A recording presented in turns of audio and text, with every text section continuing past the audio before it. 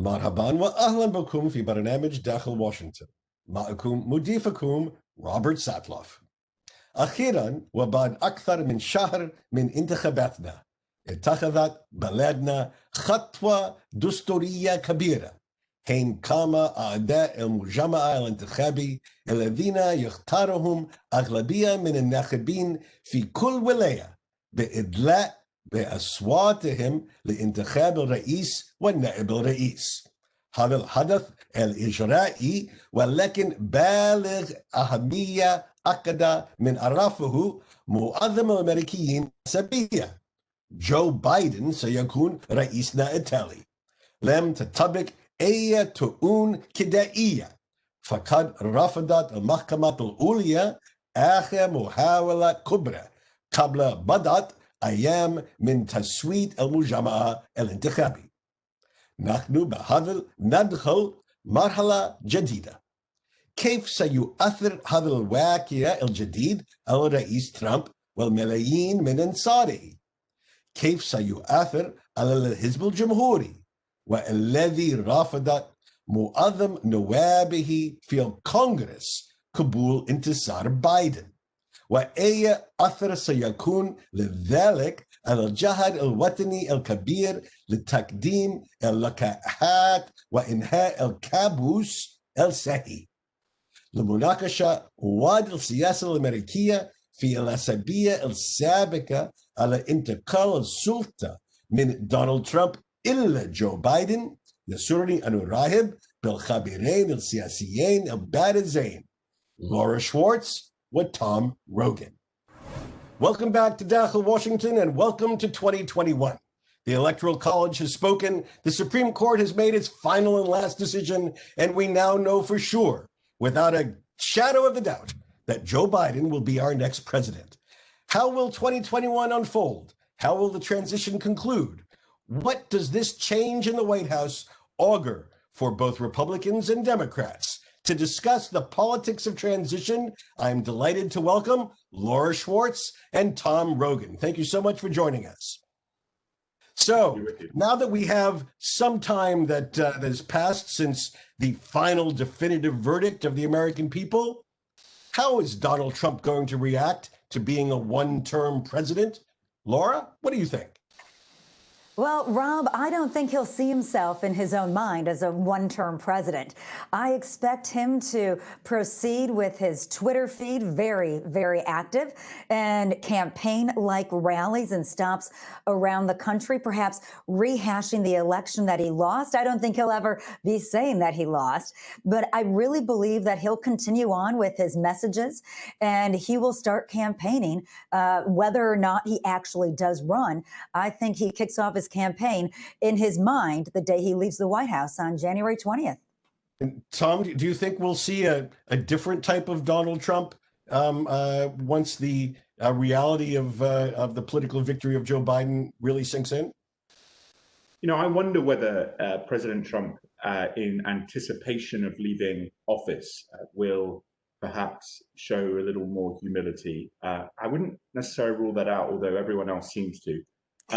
But I do think that I think Laura is correct, that when he leaves office, he will very much blend his insistence that the election was taken unjustly from him with a very public persona in terms of his Twitter profile, as Laura suggests, campaign-style rallies, if only because those also fuel his business interests, his television interests, as well as any political prospects that he might hold for 2024. So let me talk about two other groups of people. Tom, I'll begin with you. How will Republican Party officials and representatives evolve? They were very supportive of the president's legal efforts to change the outcome of the election. How will they evolve during the balance of the transition before the inauguration? Well, I think the enthusiasm on the part of a lot of those Republicans was more motivated by fear of reprisals from President Trump and a loss of support with conservative or Republican voters more than perhaps their genuine belief that President Trump had a legitimate legal path to overturn Joe Biden's victory. But as we have seen in recent days, individuals like Senator Mitch McConnell, who's the leader of Republicans in the Senate, and maybe the leader of Republicans in the Senate coming into next year, when two more elections are finally tallied, are coming out and saying, okay, Joe Biden won. So I think we'll see more of that happening, if only because it is inevitable, both in the legal form now and the political form, where in the political form it was inevitable before, but the legal form, some Republicans would say, was still dragging out. And Laura, do you see this growing distance between the Republican Party establishment and President Trump? That's such a good question, Rob, because the Republicans have been in lockstep with Donald Trump because he really wielded not only the loyalty from supporters of Republicans from all around this country, especially in certain pockets of our country, but he brought all those Republican leaders along with him. It's going to be very tough to just disavow what they had done alongside Donald Trump in terms of voting on spending bills. And so I think policy-wise, they're going to have to reassess and say, are we going to move back to more of our conservative base of Republicanism prior to Trump? Or do we have those Trumpisms that are going to carry forward? Trump, some say, is a kingmaker. He can make you or he can break you. Like we just discovered, that Twitter feed is not going to go away. And I think they'll want to please Trump, but they also have to realize that there's a new administration in the White House in a few weeks. And they're going to have to work in concert on things like the global pandemic and the economic crisis that America especially is facing at home, as well as rebuilding allies around the world. So it's going to be a line that they're going to straddle. I'm looking forward to seeing if the leadership will put into action behind their words, saying that, yes, Joe Biden is the president. We do feel that he is legitimate, and we will work with him on behalf of our constituents back in our home states. It's going to be a dance, Rob. It's really going to be a dance. They don't want to tick off Donald Trump, but they need to work with this administration to get things done. Yeah. So let me pursue this just a bit. Tom, when the president leaves office and he's no longer the most powerful man in the world, no longer sitting in the Oval Office, but he's just an ex-president in New Jersey or at Mar-a-Lago. How is that going to change the dynamic for people who still are in office? The Mitch McConnells and the Kevin McCarthys, the people who still are going to have to work with Joe Biden. Well, I think because of the absence of the president as political kingmaker in the moment, there will be more freedom of action for those Republican members of Congress to pursue actions, policies that perhaps President Trump would not be inclined to support were he still in office. At the same time, we will have to wait and see the degree to which President Trump actively campaigns on, for example, the congressional elections that will come 2 years from now.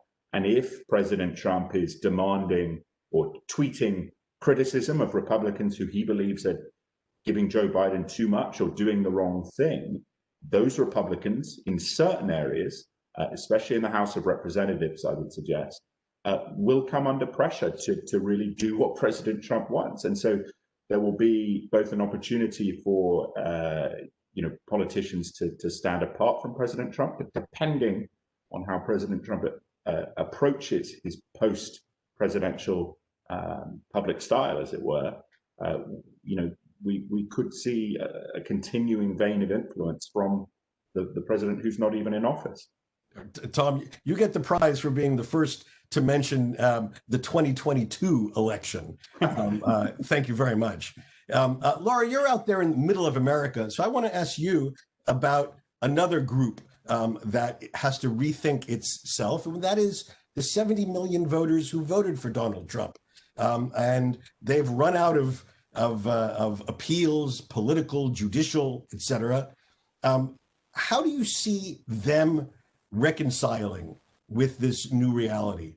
How do you see them coming to terms with a Biden administration?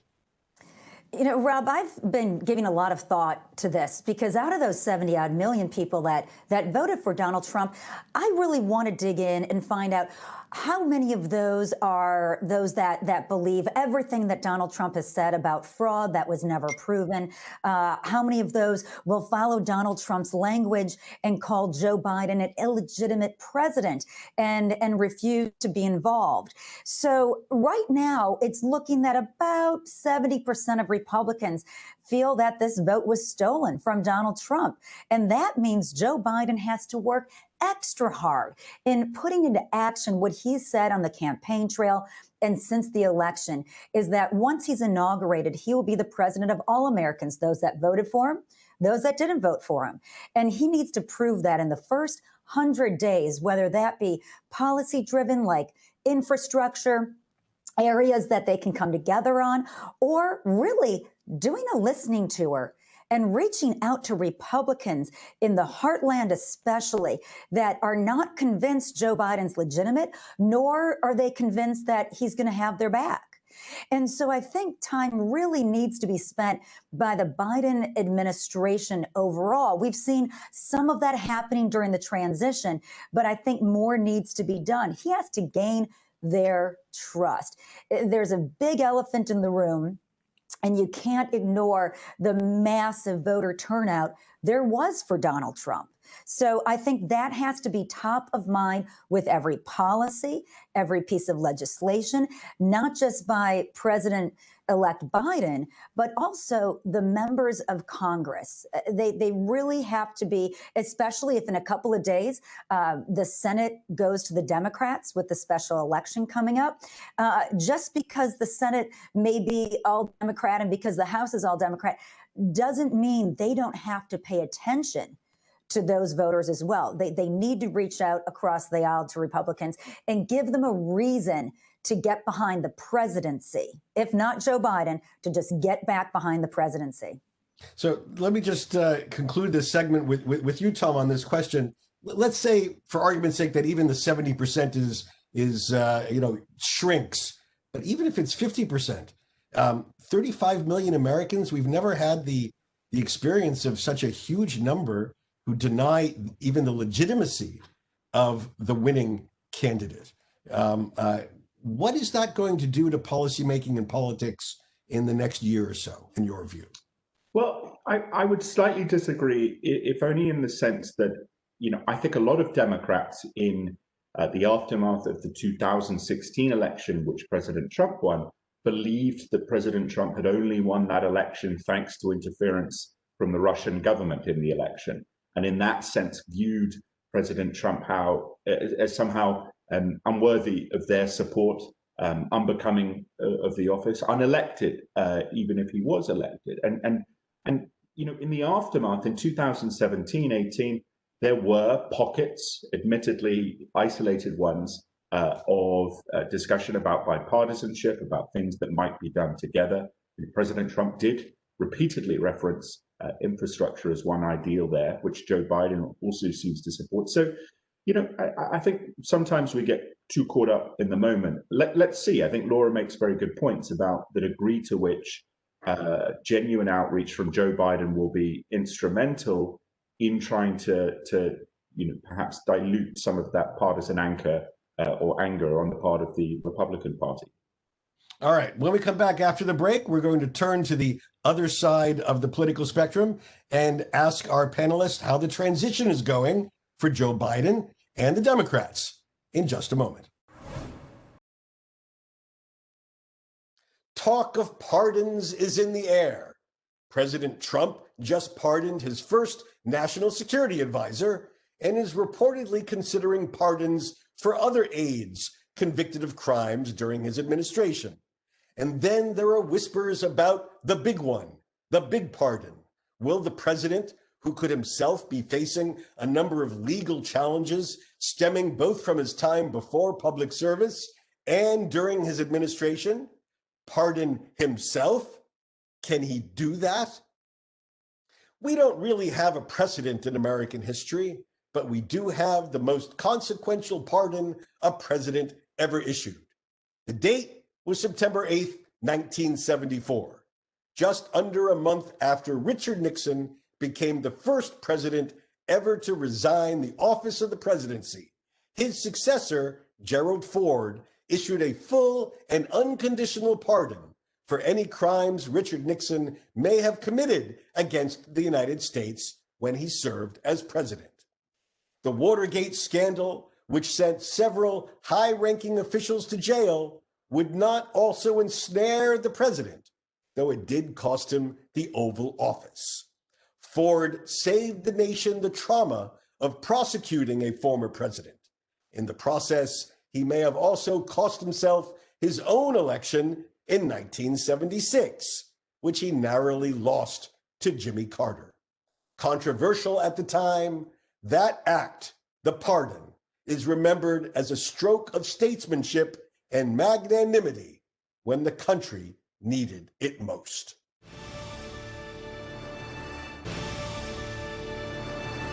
Again, our panelists today include Laura Schwartz. Laura is recognized around the world as a leading commentator, moderator, and television host. She served in the White House as director of events in the Clinton administration. We're joined today also by Tom Rogan, an American with a British accent. He roams the world and the corridors of Washington as a political columnist for the conservative Washington Examiner.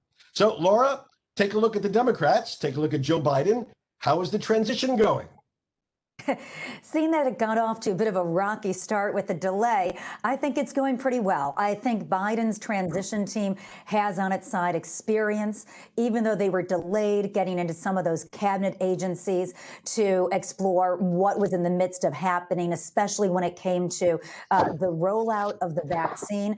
I think they got back on track rather quickly. But I also think that the Biden transition team has brought in a lot of experience, maybe in not such a great way. A lot of the cabinet picks, a lot of the top administration officials are from past administrations. Now, obviously, when you get to the level of being a cabinet secretary, you will have served in various administrations.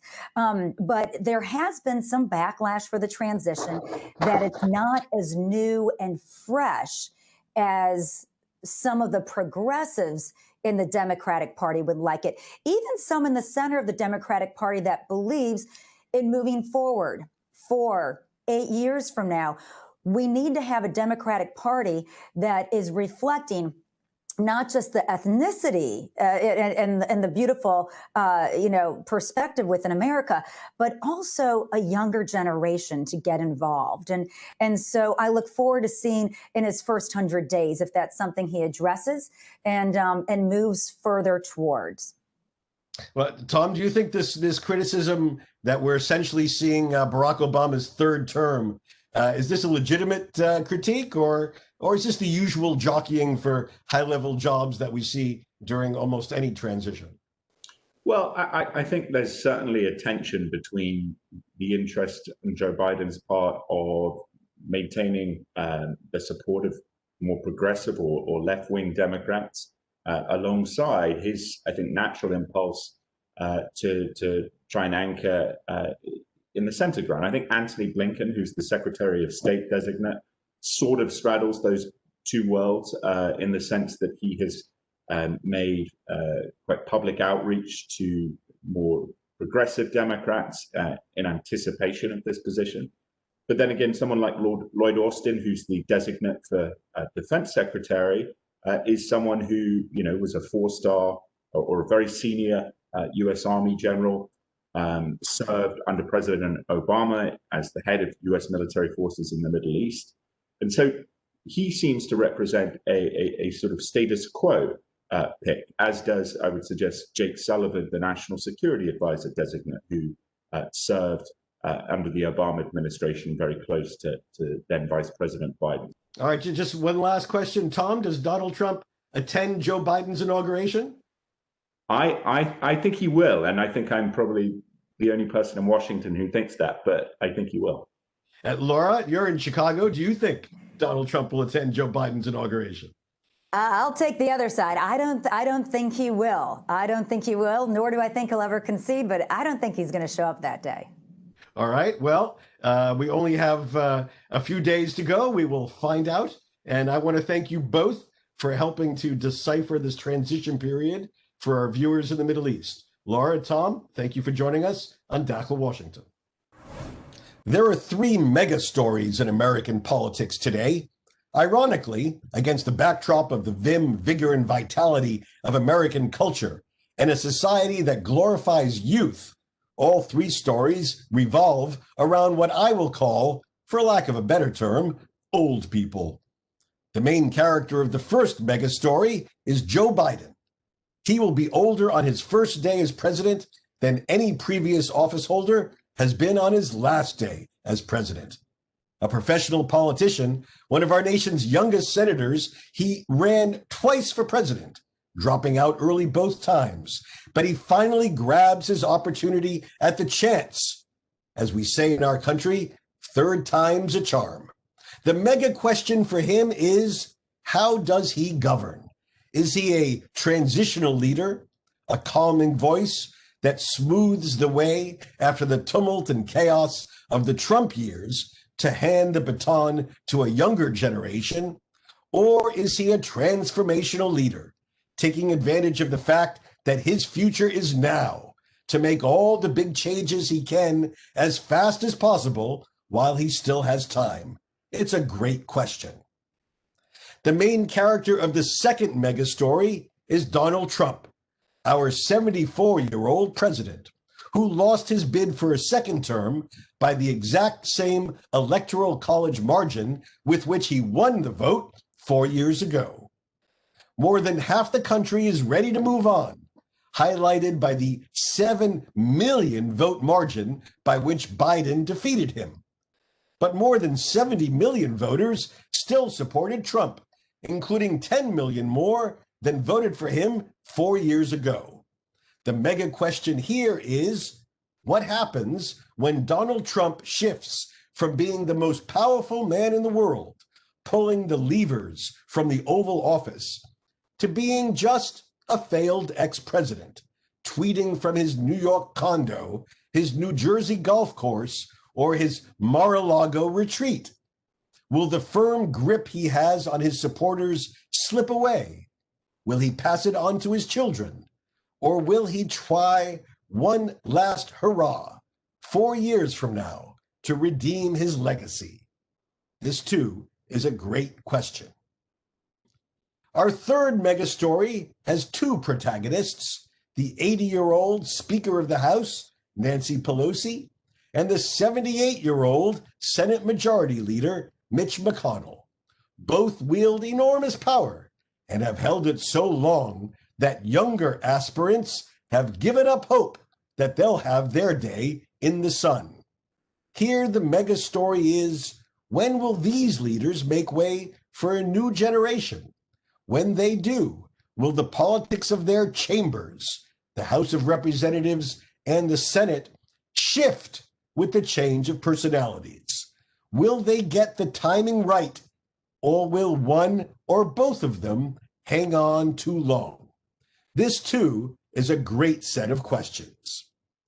At this time of transition, three mega stories about change and the people making it happen.